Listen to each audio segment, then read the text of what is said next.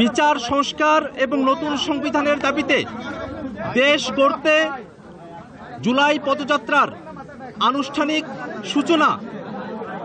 জুলাইয়ের প্রথম শহীদ বীর যোদ্ধা শহীদ আবু সাঈদের কবর জিয়ারতের মধ্য দিয়ে রংপুরের পীরগঞ্জ হতে আমরা শুরু করছি।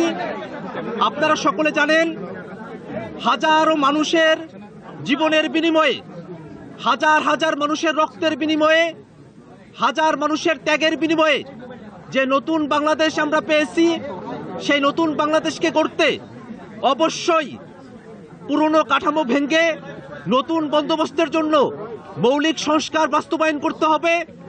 যারা গণহত্যা সংগঠিত করেছে, বাংলাদেশের উপরে মানবতাবিরোধী অপরাধ চাপিয়ে দিয়েছে, তাদেরকে বিচারের আওতায় নিয়ে আসতে হবে।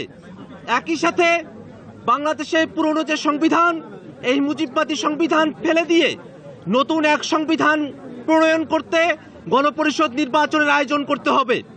এই সব কিছুর মধ্য দিয়ে এক নতুন বাংলাদেশ পুনর্গঠিত হবে।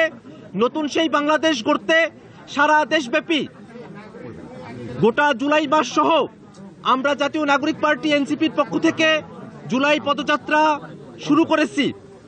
আপনারা সকলে জানেন, শহীদ আবু সাঈদ গত বছর 16 জুলাই রংপুরে বেগম রোকেয়া বিশ্ববিদ্যালয়ের সামনে রাস্তায় নিরস্ত্র একজন ছাত্র যৌক্তিক দাবিতে যখন তার কণ্ঠ উঁচু করেছিল, সেই সময়কার স্বৈরাচারী ফেসিবাদী আওয়ামী পান্ডা পুলিশের নির্দেশে তাদের গুলিতে আবু সাঈদকে শহীদ হতে হয়। আবু সাঈদের সমাধির পাশে এসে আমরা দাঁড়িয়েছি, আমরা কবর জিয়ারত করেছি। আবু সাঈদের সমাধি এমন এক জায়গা যেখান থেকে আমরা বাংলাদেশ গঠন করবার শক্তি পাই।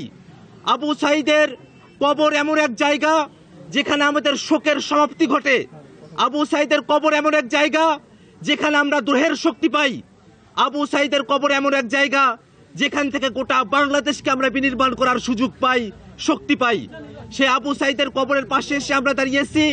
আবু সাঈদের কবরের পাশে থেকে তার কবরের মাটি ছুঁয়ে আমরা আজকে শপথ করছি, যতদিন পর্যন্ত না নতুন বন্দোবস্তের ভিত্তিতে, মৌলিক সংস্কারের ভিত্তিতে নতুন বাংলাদেশ গঠিত হবে, বৈষম্য বিরোধী বাংলাদেশ গঠিত হবে, বাংলাদেশে সামাজিক ন্যায় বিচার, সাম্য এবং মানবিক মর্যাদা পুনঃপ্রতিষ্ঠিত হবে, ততক্ষণ পর্যন্ত ছাত্র জনতার নেতৃত্বে জাতীয় নাগরিক পার্টি এনসিপির এই সংগ্রাম অব্যাহত থাকবে।